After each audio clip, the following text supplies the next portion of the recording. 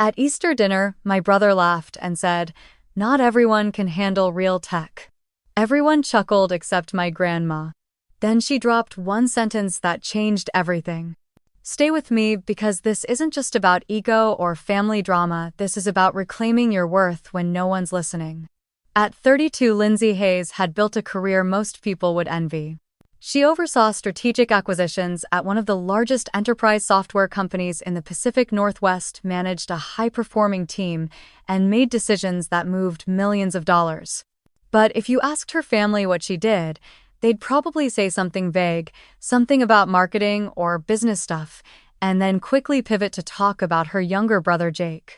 Lindsay had never corrected them. Not really. Over time, it had simply become easier to stay quiet, to let them assume, to disappear behind the narrative that had always cast her as the supporting character in Jake's story. The Hayes family lived in a modest, well-kept home in the suburbs of Portland, where the lawn was trimmed just right and the neighbors waved politely on trash day. Richard, their father, had been an accountant for 30 years and still couldn't figure out how to reset the Wi-Fi router without calling Jake. Their mother, Claire, a high school English teacher, had long since surrendered any claim to technological literacy. For them, Jake was nothing short of a marvel, coding his own games by age 11, taking apart computers just to rebuild them better, winning science fairs before most kids figured out how to spell algorithm. Lindsay, in contrast, had been the organized one, the helpful daughter who kept the household calendar updated and made honor roll year after year without anyone really noticing. When Jake won a robotics competition, the family threw a party. When Lindsay was elected student body president, her mother said, "That's nice, dear," and went back to grading essays. From the outside, their family looked balanced, even warm. But for Lindsay, growing up with Jake was like orbiting a star that burned too bright. No matter what she achieved, it always seemed to pale in comparison. If she got an A, Jake got an A+ and built a model of the solar system in his spare time. If she won a debate, Jake casually mentioned he'd been invited to join a summer program at MIT. She used to think the comparisons would stop once they became adults. They didn't. The subtle, unspoken hierarchy remained. Even now, with her career soaring, Lindsay still felt like she was fighting for recognition in a family that had long ago decided who the star was. Her parents didn't mean harm, she knew. They weren't cruel, just conditioned. Conditioned to expect brilliance from Jake and responsibility from her. To them, it made perfect sense that Lindsay was stable and reliable while Jake was brilliant and visionary. Those were the roles they had silently assigned their children long ago, and roles, as Lindsay had learned, were hard to rewrite. The only person who had ever truly seen her outside those roles was her grandmother, Edna. At 78, Edna was a force of nature, sharp, curious, and fiercely independent. She'd been a mathematics professor in the 1970s, one of the few women in her field at the time, and she had never lost her edge. Unlike the rest of the family, Edna didn't fawn over Jake or dismiss Lindsay's work. She asked real questions. She listened. She saw. "You see systems, not just tasks," Edna once told her when Lindsay was still in college. "That's rare. Don't let anyone convince you that your gift is smaller just because it's quieter." It was a conversation that Lindsay often replayed on the hard days, the days when her work was ignored in family group texts, or when Jake bragged about his latest venture and no one asked what she'd been up to. Those days still came more often than she liked to admit. In college, Lindsay had chosen business not because she lacked ambition, but because she was drawn to strategy, to structure, to building solutions that worked beyond code. Yet even then, Jake's words lingered, so. Spreadsheets and presentations. Cool, I guess. Not everyone's cut out for real tech. She had smiled and swallowed the sting. Over time, Lindsay learned to turn that sting into fuel. She studied harder, worked longer, taught herself enough programming to hold her own in technical meetings, not to compete with Jake, but so no one could dismiss her as just another marketing girl. She became fluent in both languages, people and product, business and technology. And still she said nothing at family dinners. What would be the point? She knew how the story went. Jake was the innovator. Lindsay was the sister who kept things organized. It had become the family's favorite fable, retold year after year, with minor updates but the same ending. Every Thanksgiving or birthday dinner played out like a well-rehearsed script. Jake would command the room with stories of his latest project, complete with acronyms and technical jargon that made everyone nod in awe. Their parents would beam with pride, even when they didn't understand a word he said. And Lindsay. She would smile, pass the salad, and keep her success tucked safely away like a secret. Edna, though, always met her eyes across the table. A subtle wink. A raised brow. A silent reminder. Your time will come. Lindsay wasn't sure she believed that anymore. But she held on to the possibility, not out of bitterness but out of hope. Because somewhere deep down, despite everything, she still longed to be truly seen by the people she loved. Not as the responsible sister or the support act in Jake's show, but as herself. A woman with vision, with depth, with power. Quiet power perhaps, but power nonetheless. Lindsay chose business school not because it was easy, but because it made sense. She had always been drawn to patterns, how decisions affected outcomes, how people moved within systems, how influence could be built quietly, not just asserted loudly. Strategy fascinated her not just in theory, but in practice. While Jake dove headfirst into engineering at Stanford, basking in the prestige and intensity of his computer science courses, Lindsay enrolled at the University of Washington with a focus in business analytics and organizational leadership. It was the kind of program that didn't get headlines but created the people who actually made companies run. When she shared her decision with Jake over winter break, he raised an eyebrow, leaned back in his chair, and offered a smirk that still made her stomach knot when she remembered it. Business, huh, he'd said, tapping his fingers on the table like a metronome of disapproval. So basically, you'll be making PowerPoints and color-coded spreadsheets about products you don't really understand. That's cute. The word cute hung in the air like a slap. Her parents hadn't said anything, Dad had chuckled softly, Mom looked vaguely amused, and Lindsay had excused herself to the kitchen under the pretense of needing more coffee. But it stayed with her. It always stayed. Jake's words had a way of becoming invisible ink in the margins of her life, flaring up under pressure and doubt. Still, Lindsay didn't confront him. She never had. Instead, she went back to school and did what she always did. She worked hard. She immersed herself in classes on market behavior, project management, behavioral economics. She joined the university's entrepreneurship incubator not to pitch an idea but to understand how ideas were shaped, funded, scaled. Her professors praised her for her grasp of macro-level decision-making, her uncanny ability to map out the long game. But something still gnawed at her, something Jake had planted. The unspoken implication that she wasn't really in tech, that without knowing how to build the machine she couldn't possibly understand its purpose. And that implication was echoed everywhere in internship interviews where male candidates were praised for technical chops, in classrooms where girls were still interrupted more often than boys, even in team projects where she was quietly asked to just handle the slides. Lindsay didn't need to code to succeed, but she needed to understand enough to be taken seriously. So she started learning. Quietly on her own after classes and work-study shifts. She downloaded tutorials, subscribed to online programming courses, and began building rudimentary Python projects from scratch. HTML, CSS, JavaScript, slowly line by line she began decoding the language of the world Jake had used to shut her out. It was excruciating at first.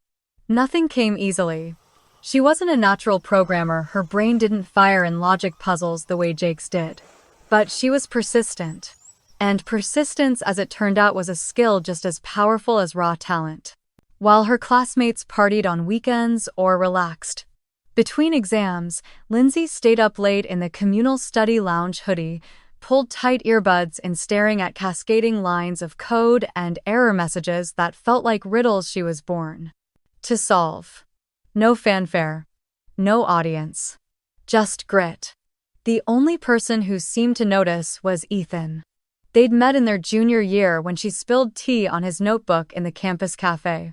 He was a history major, with sharp eyes, quiet confidence, and a sense of humor that gently chipped away at her defenses. They started studying together, then dating, then sharing pieces of their lives in that tentative way you do when you're still figuring out if it's real. Ethan didn't understand coding, but he understood her. He never once asked why she pushed herself so hard, but he always brought her coffee before her late-night study sessions. When she doubted herself, he reminded her of the way she saw connections others missed.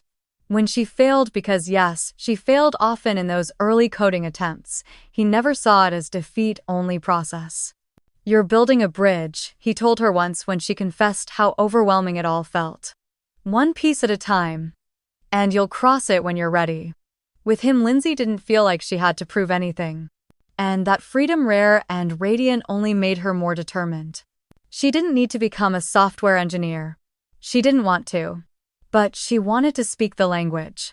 She wanted to walk into a boardroom or a product sprint and hold her ground, not by parroting jargon but by truly understanding the mechanics beneath the surface. She didn't want to be in the background anymore. Not in her career, not in her family, not in her own life. It took her 2 years to reach the level where she could confidently sit in on technical meetings without feeling like an imposter. By the time she graduated, Lindsay had completed a capstone project that integrated user experience metrics with back-end data analytics, a hybrid approach that caught the attention of DigiPath, a growing B2B tech company in Seattle. She got the offer 2 weeks before graduation. It wasn't glamorous. The title was Modest Junior Marketing Associate and the pay was average. But it was a foot in the right door, one with product teams and developers and an environment where she could apply everything she'd taught herself.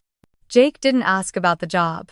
At the family barbecue that summer, he barely looked up from his phone when she mentioned her new role. "Marketing," he said. "Nice. Hope they let you design the swag bags." And again, Lindsay said nothing. Not because she had nothing to say, but because her words were meant for bigger rooms. She didn't need to fight Jake for attention anymore. She would earn her space where it counted. And slowly, silently, that's exactly what she began to do. 10 years. That's how long it took Lindsay to climb from a junior marketing associate to director of strategic acquisitions at SynergyWorks. 10 years of working harder, longer, smarter than anyone around her. 10 years of learning how to navigate boardrooms full of men who barely looked up when she entered. 10 years of building not just a resume but a reputation, one defined not by titles or ego but by results. And yet, back at home at family dinners and holiday gatherings, she remained invisible. They still thought she worked in marketing. Not in the dismissive way some strangers might say it, but in the way that made it sound like she handed out samples at trade shows or scheduled tweets for product launches. Even when she tried to explain briefly, humbly, they nodded, smiled, and pivoted to the next round of Jake's triumphs. His latest startup had just closed a seed round. His latest tech piece had been published on some industry blog. His latest product demo had gone viral at a conference. There was always a new chapter in the gospel of Jake, and Lindsay had long since accepted her role in the pews, not the pulpit. She never corrected them. Not because she was ashamed, far from it, but because the effort felt like yelling into the wind. Besides, if she'd said, "I oversee multi-million-dollar tech acquisitions for one of the most competitive firms in the industry," someone would have made a joke. Something about her finally doing something important, or maybe a dig about how Jake must have rubbed off on her.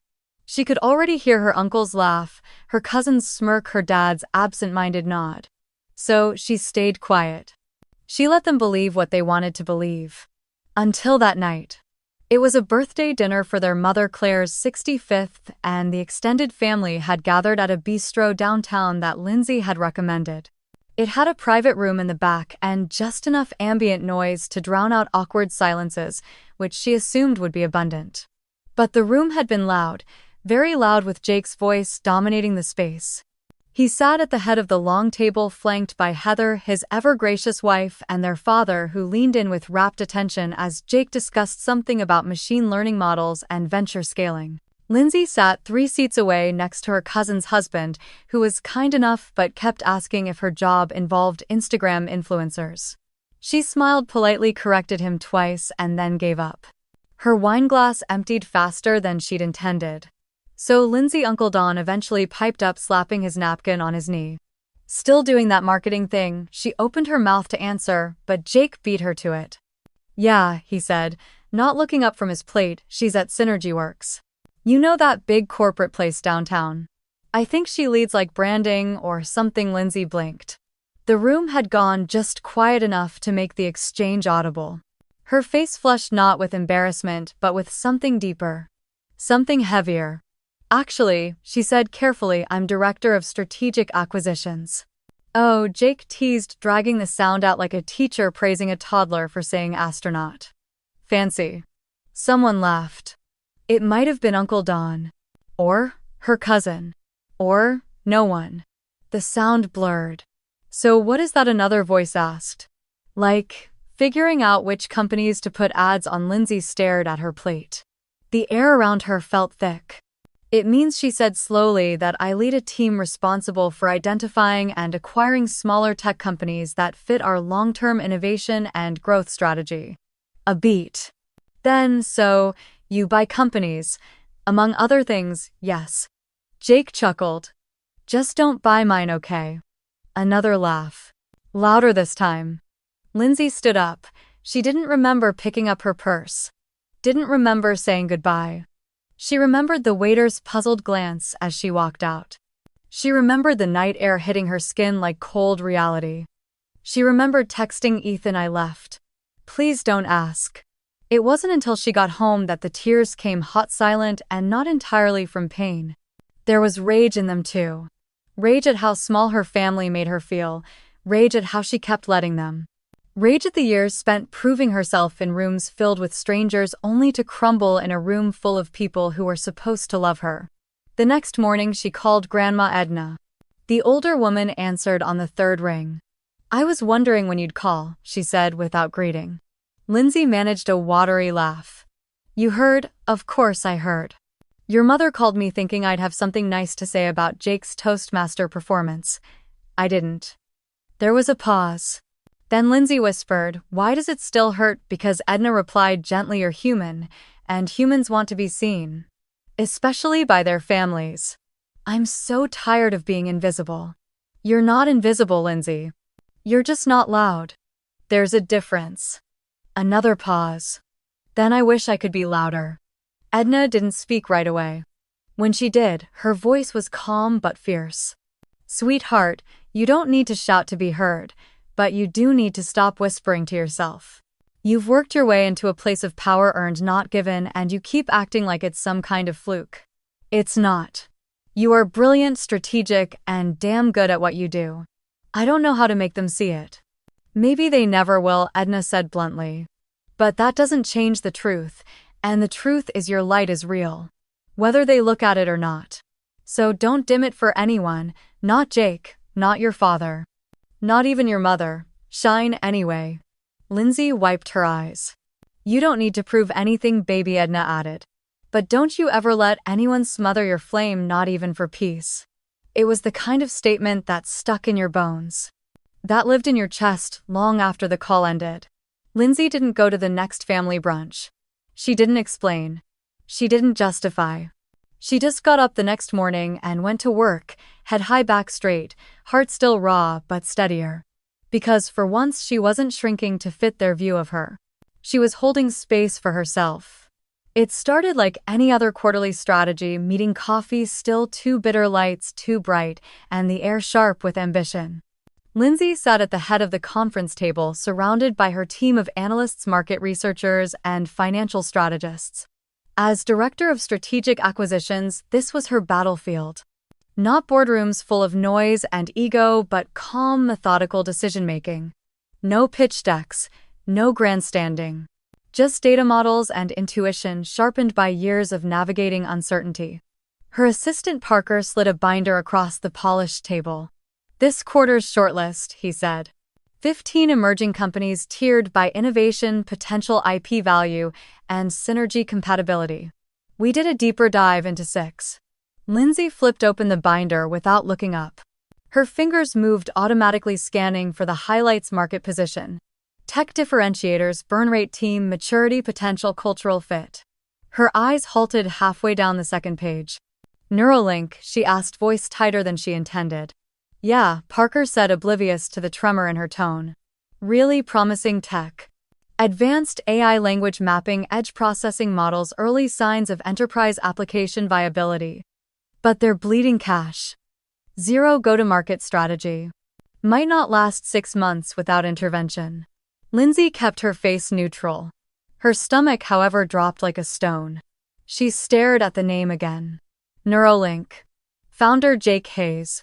It was surreal seeing her younger brother's company appear not as a boast at the family table, but as a line item on a spreadsheet marked high innovation risk.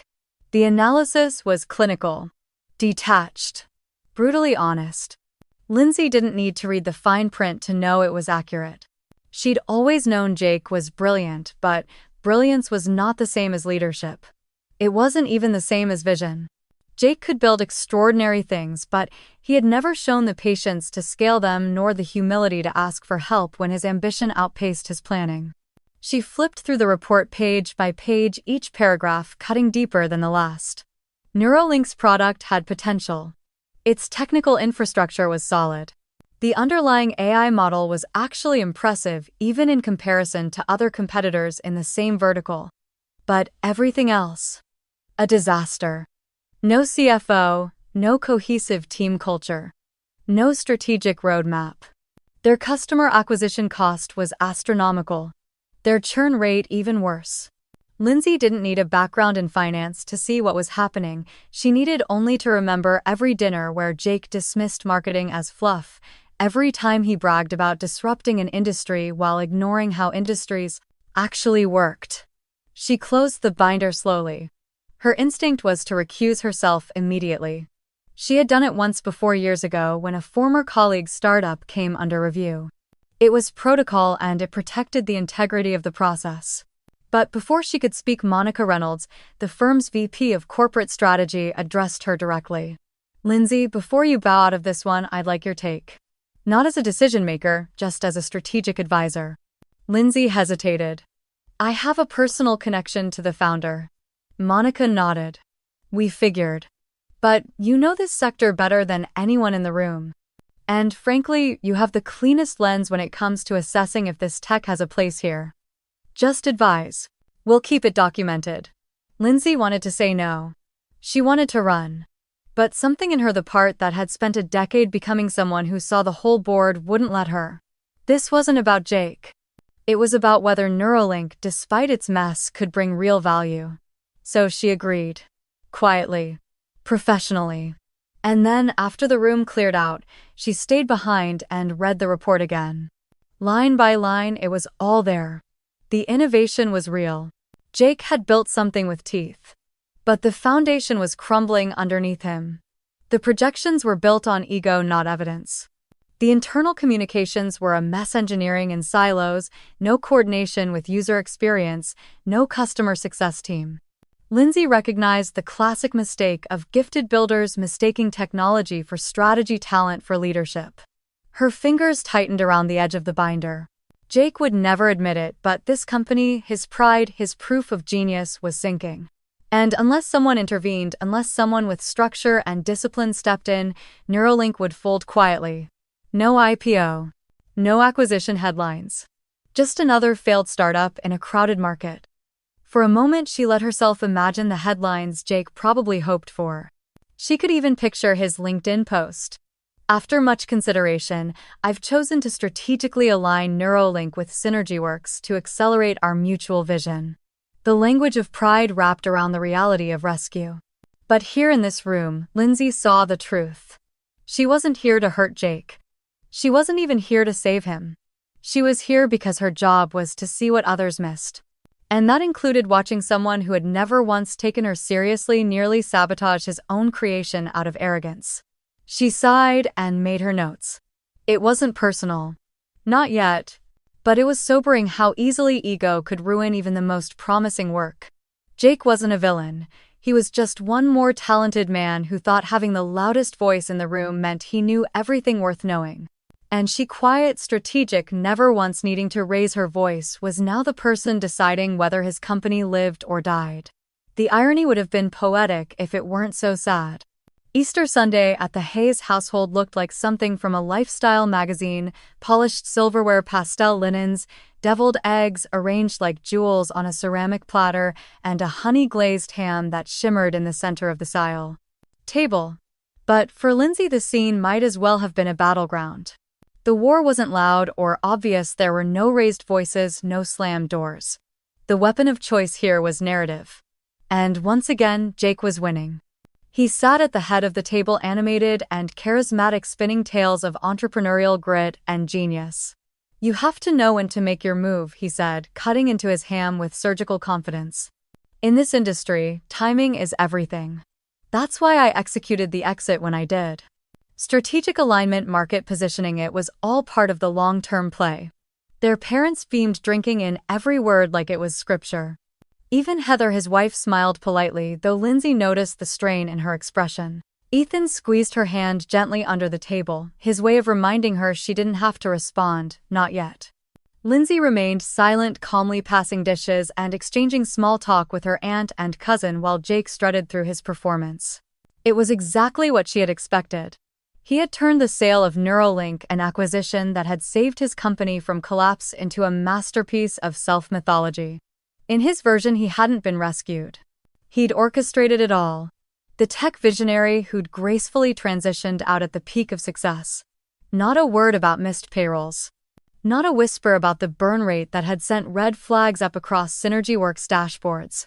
Not a mention of the fact that the company who'd acquired him, who had made sure his engineers kept their jobs, his IP found a future, and his own name stayed clean, was the same one Lindsay worked for. And had evaluated. And had quietly advocated to save. She said nothing. Until Edna, seated at the far end of the table with perfect posture and eyes that saw everything, gently tapped her glass. "You know," she said with a thoughtful lilt, "I was reading something about SynergyWorks last week. They've been making some very smart acquisitions lately. Including a little AI company, Neuralink, I believe. That's the one you founded, isn't it, Jake?" Jake's fork paused midair. He smiled, a tight, flickering thing. "Yes, Grandma," he said. "That's the one. Brilliant piece of tech. They were lucky to get it." Edna nodded slowly. "And Lindsay," she continued, turning her gaze with all the softness of a sunbeam and the weight of a judge. "Don't you work at SynergyWorks?" The room stilled. You could hear the clink of a water glass setting down at the far end of the table. Jake's head snapped toward her. "She's in marketing," he said quickly, dismissively, the familiar edge of condescension sliding into his voice. "Makes brochures and event plans. Good ones, I'm sure." A ripple of awkward laughter tried and failed to lift the tension. Lindsay set down her fork. Slowly, deliberately. "Actually," she said, her voice quiet but clear. "I'm Director of Strategic Acquisitions. My team led the evaluation of Neuralink before the deal went through." For a moment, no one moved. Jake stared at her, blinking. "No," he said flatly. "That's not possible. I would have known." "Would you?" she asked, folding her napkin. "You didn't even know what I did." "We never dealt with you directly," he said, scrambling, now defensive. "I worked with executives from my team," she finished for him. "I recused myself from negotiations due to conflict of interest. But I was the one who identified Neuralink as an acquisition target. I reviewed the initial reports, and I advised on the due diligence findings." Silence. Heather looked down. Their mother looked back and forth between her children, confused. Their father's brow furrowed, struggling to absorb the reality. Edna, bless her, simply sipped her tea. Jake shook his head, a bitter smile spreading. "So this is what this is about," he said. "You couldn't stand me getting credit for something, so you swooped in to take the win." "This isn't a competition," Lindsay replied. "This is reality. Your company was 3 months from insolvency. You had groundbreaking tech and no idea how to scale it. You needed structure, direction, and capital.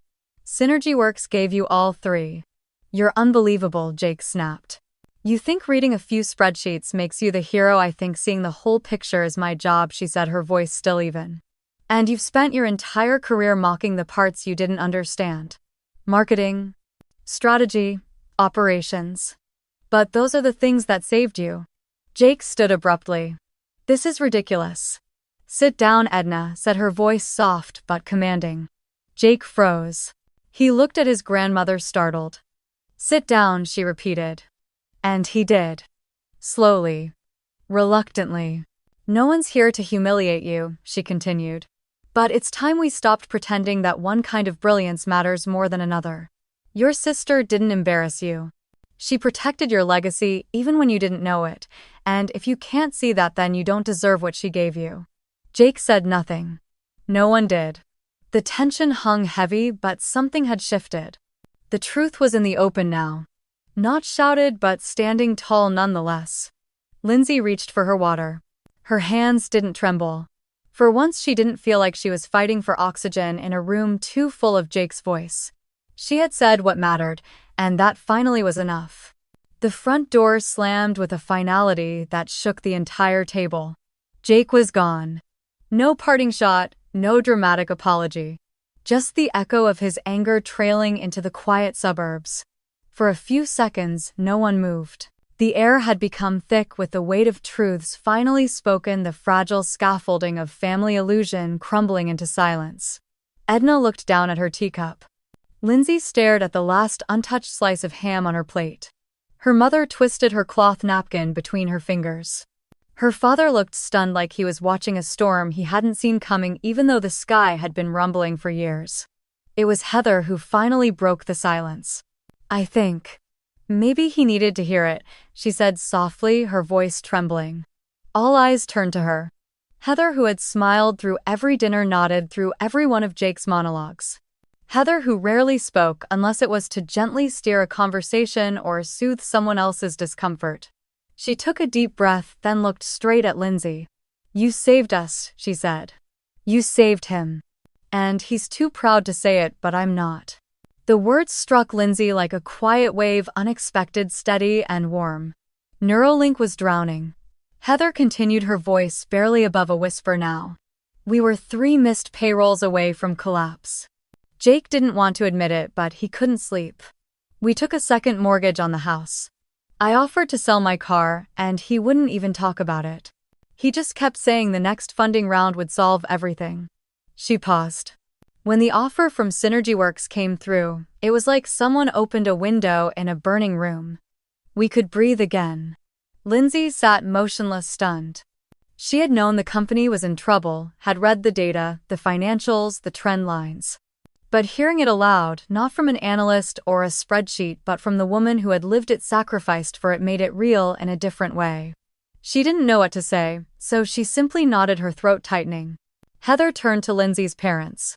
"I know Jake can be," she hesitated, "loud and self-assured and hard to reach. But he's not a bad man. He just has trouble when things don't go according to the story he tells himself. And in his story, he was always the one leading the charge. The genius. The provider. Losing control, needing help felt like failure to him." She paused again. But Lindsay, she didn't just help, she made sure he didn't fall apart in front of everyone. She protected him. Her voice broke on that last word. Their mother looked stricken. Her eyes darted between Heather and Lindsay like someone watching a film but only just now realizing who the main character was. "Sweetheart," she said softly to Lindsay, "why didn't you ever tell us?" Her voice was full of a kind of quiet grief, not just for what had happened tonight but for all the years before it. Lindsay breathed in slowly. "Because you never asked," she said, not with bitterness but with a clarity that was almost gentle. "I tried once or twice, but Jake was always the star of the conversation. And after a while I just stopped trying to compete." "But we didn't mean to overlook," your father said, brows furrowed. "We just assumed. You assumed that because I wasn't loud I wasn't doing anything worth noticing." Lindsay replied. "That because I didn't brag or make a scene I must be fine in the background." Her mother looked down. "I'm so sorry," she said. "I think we just got used to Jake being the one who needed the spotlight. And we didn't realize how much we were missing." "It's okay," Lindsay said, though the words felt both true and not true at the same time. She was okay eventually, but there had been years when she hadn't been. Years of swallowing disappointment, of shrinking herself to fit the mold of the quiet, reliable sibling. Years of building a life in silence because no one had made space to hear about it. The pain was old, but it still stung when exposed to air. "I used to think," Lindsay continued, "that if I just worked hard enough, you'd eventually see me. Not just look at me, but see me. For who I am. For what I've built. But I've realized something: I don't need validation from anyone else to know what I'm worth. I know now. I know I'm not small. I'm not the background character in someone else's success story. I'm the architect of my own. The room was quiet again. But this time it wasn't uncomfortable, it was reverent. Heather reached across the table and touched Lindsay's hand. "Thank you," she whispered. "Really?" Lindsay gave a small smile. "You're welcome. And thank you for being honest." Their father cleared his throat. "I want to learn more. About what you do. About how you got here. I feel like I've missed the whole story." "You still have time," Edna said, her voice as steady as always. "If you're willing to listen." He nodded. Lindsay looked around at the faces of her family, stunned, humbled, maybe even changed, and felt something she hadn't expected to feel: release. The wound of invisibility didn't vanish, but it no longer festered in the dark. It had been aired. Acknowledged. And somehow in that truth there was healing. She found him on the front porch, hunched over with his elbows on his knees, staring out at the quiet street like he was watching a world he no longer belonged to. The sky had dimmed, fading from spring blue to a soft gray, and a breeze swept loose petals from the dogwood trees down onto the walkway. Jake didn't look up when she stepped outside. He didn't have to. He knew it would be her. Lindsay sat beside him, keeping a small space between them. For a moment, neither spoke. It wasn't awkward, it was tentative. Fragile. Like they were balancing on the edge of something important. "You came out here to gloat," he said finally, his voice flat, brittle. "No," she replied. "I came to talk." "What's there to talk about? You won.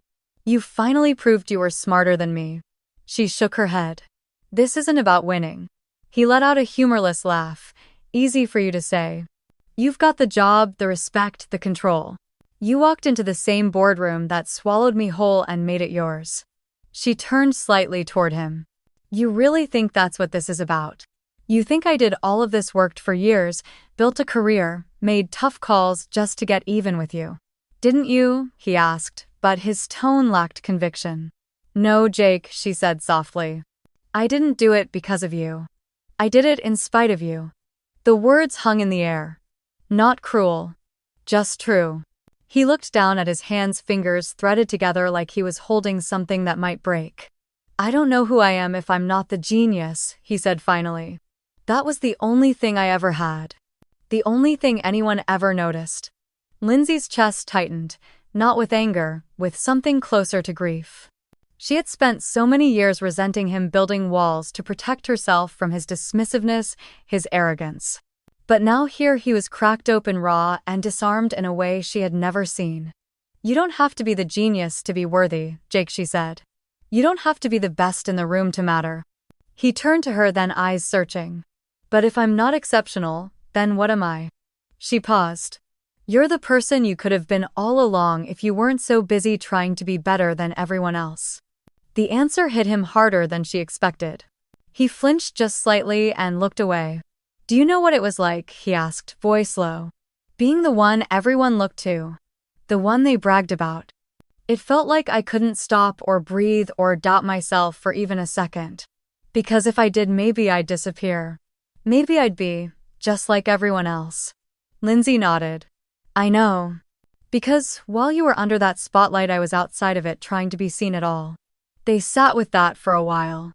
Two sides of the same wound. One child taught to shine or disappear, the other taught to stay small and polite. "You know," he said after a pause, "when they talked about the acquisition, I thought it would ruin me. Like I had failed. Like everything I built was being taken from me." "No one took it from you," she said.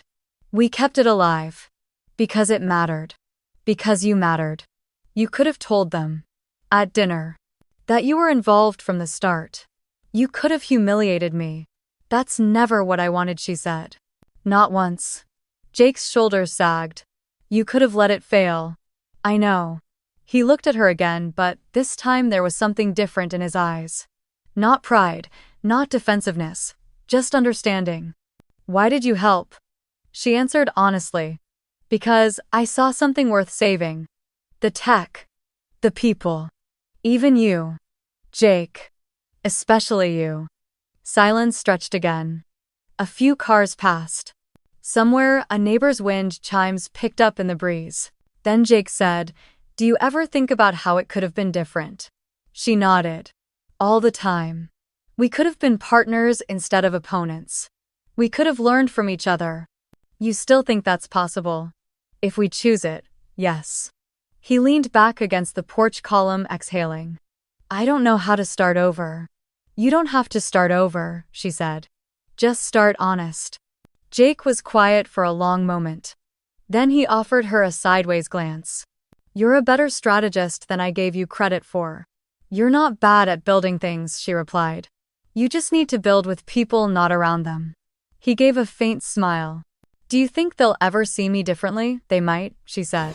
"But the more important question is, will you?" He looked down, let the words sink in, then gave a small nod. "You think there's still a place for me at SynergyWorks?" "I know there is, but it won't look the same. You won't be the guy calling all the shots. You'll be part of a team."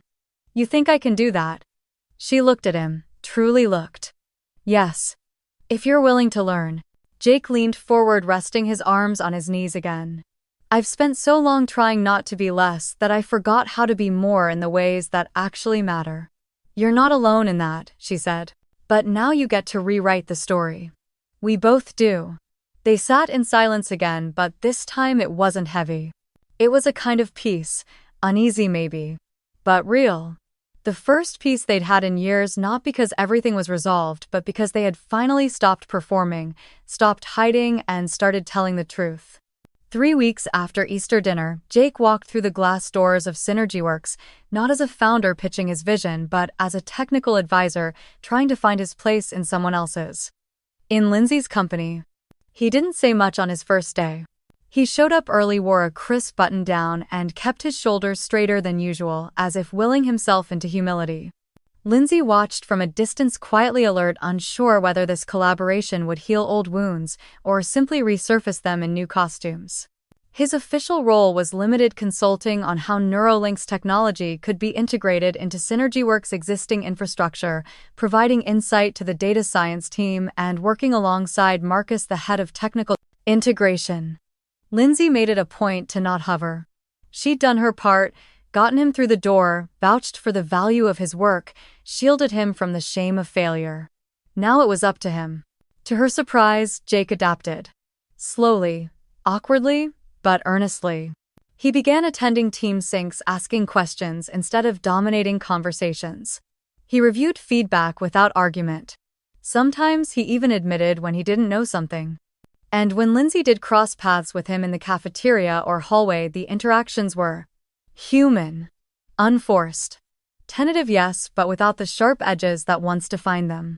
On the second Friday of his onboarding month, Lindsay walked into the integration lab and found Jake at the whiteboard sketching out a revised data pipeline for the language model. One of the engineers, Rachel, a quiet genius with no tolerance for tech bro nonsense, was nodding along, genuinely engaged. This restructure would cut latency by nearly 40%, Jake was saying, tapping the final node.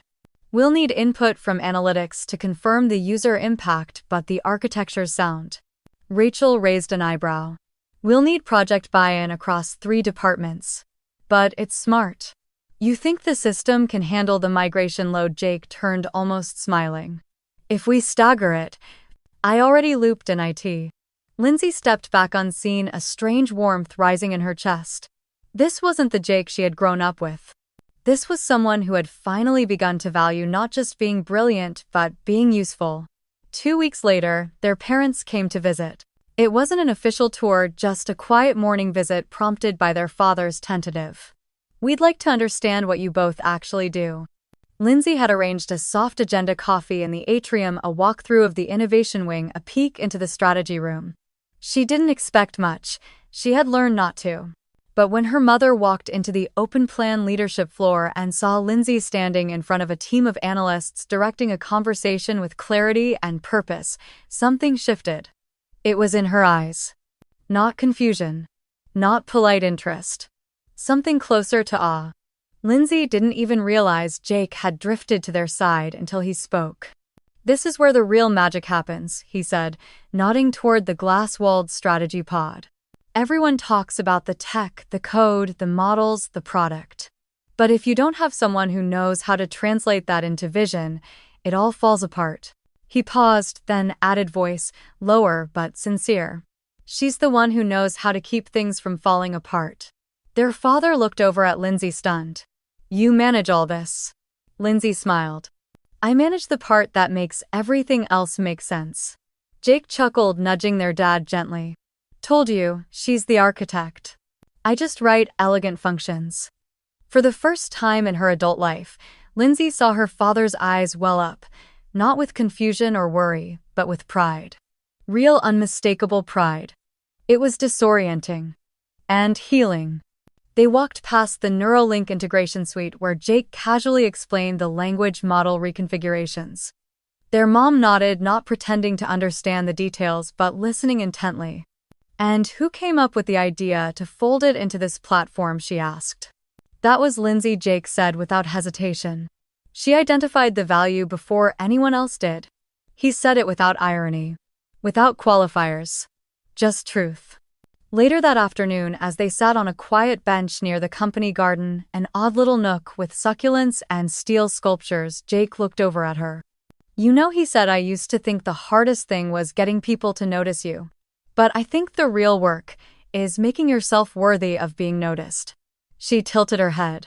You were always worthy, Jake. You just thought you had to perform for it. He exhaled. And you were always performing less so I could shine brighter. She looked out at the garden path winding around the trees. Maybe. But that's over now. Yeah, he said. It is. That evening, as she stood in her office looking down at the cityscape, Lindsay allowed herself a quiet smile. Not a victorious one, not a smug one. But the kind of smile you give yourself when years of invisible labor, emotional, professional, internal, finally start to reshape the world around you. She had not sought revenge. She had offered understanding.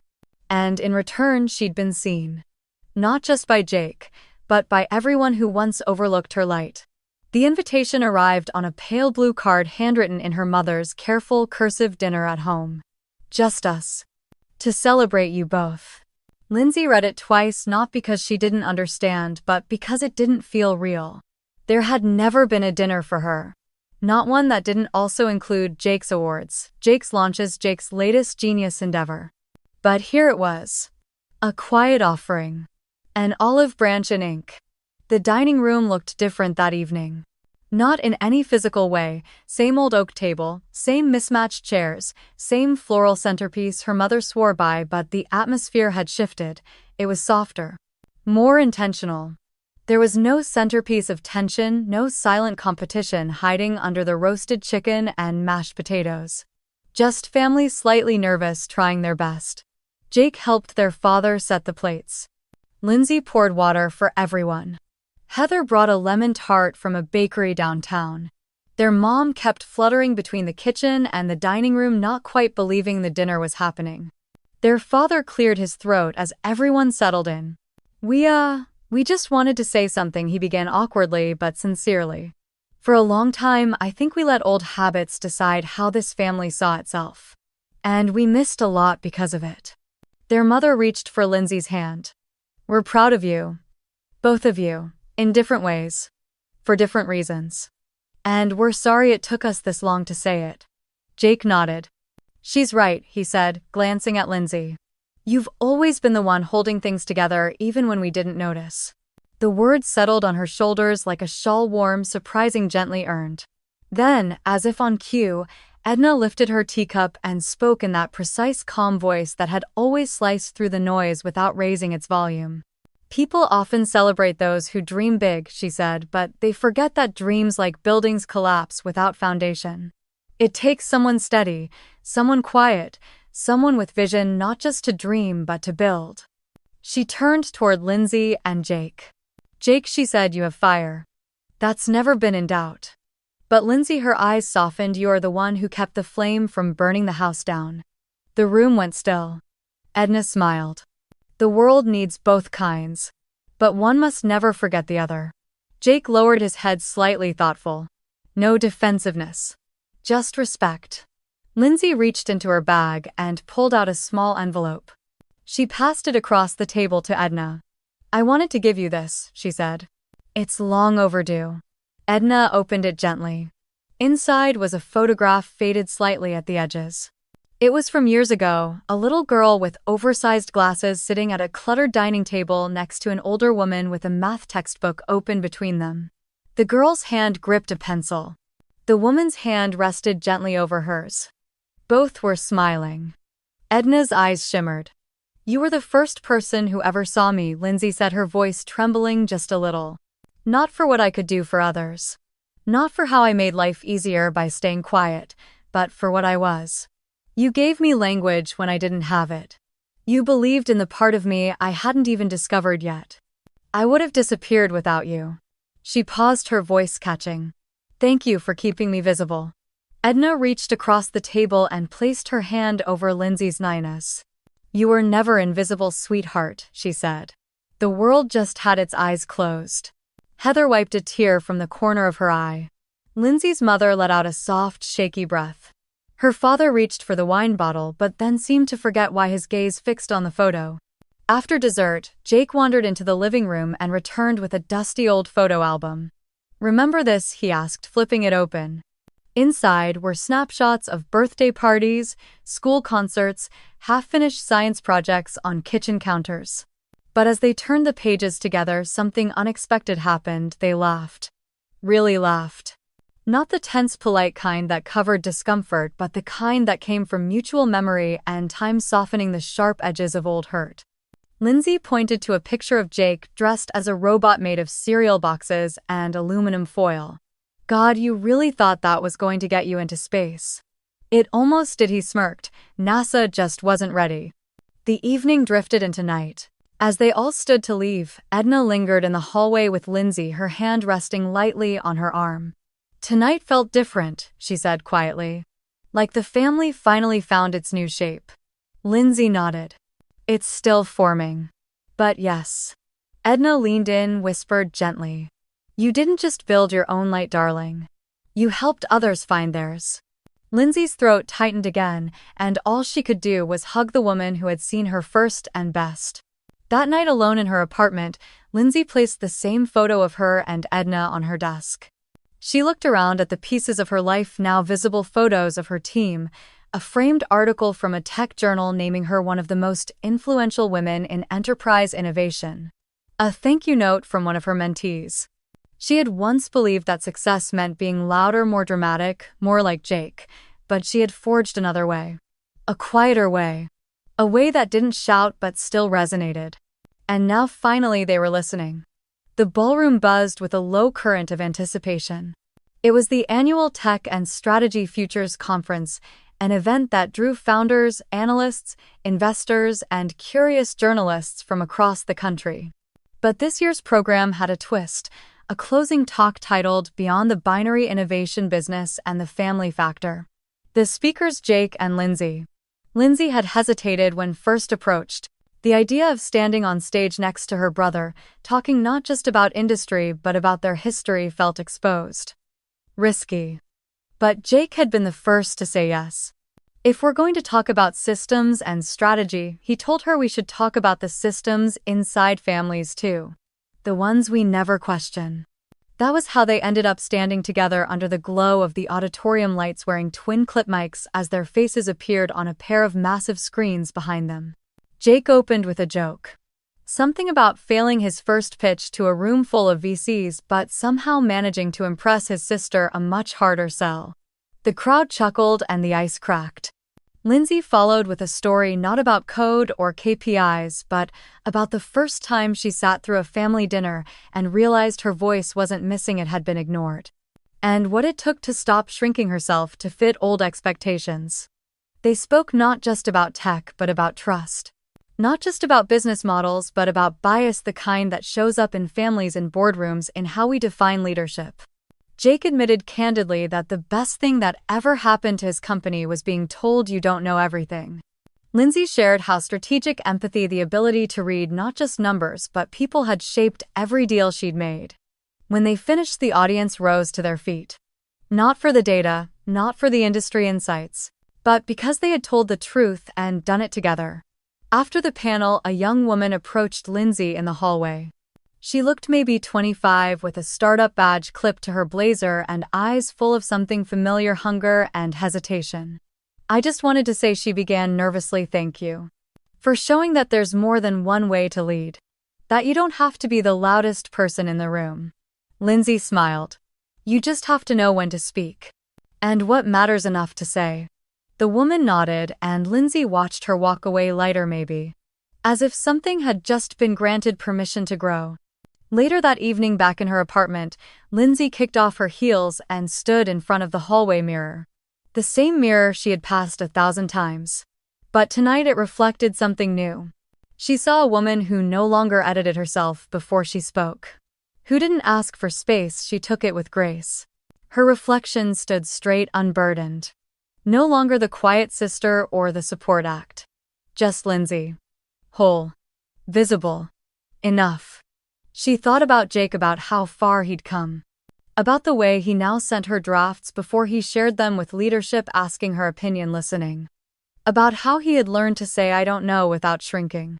About how their parents had started asking real questions at dinner. And about how Edna, when they called her that morning, had simply said, "I knew you two would get here." The long road always reveals the best view. On her desk was a framed version of the old photo, the one of her and Edna at the dining table. Next to it, a newer picture, Jake and Lindsay on stage, laughing under the spotlight. Neither of them had chased, but both had finally learned how to stand in. Lindsay reached for her notebook. Not the work one, the other one. The one where she wrote things she didn't want to forget. She opened to a blank page and wrote, "You don't have to shout to be heard. You just have to choose the right moment to stand up." She underlined it, twice. Outside, the city was humming. Lights flickered across windows like constellations reshaped for human hands. Somewhere down the block, a child laughed. A dog barked. The world always moving. And Lindsay, for the first time in years, felt perfectly still inside herself. Not because everything was perfect, but because nothing needed to be hidden anymore. Not her mind, not her strength, not her voice. Tomorrow, she'd be back in meetings, in strategy reviews, in decision rooms. She'd have to navigate bias, interruptions, assumptions. She always would. But now she carried something different into those spaces, not just competence but confidence. Not just insight but voice. And that voice didn't have to be loud, it just had to be honest. And she was ready.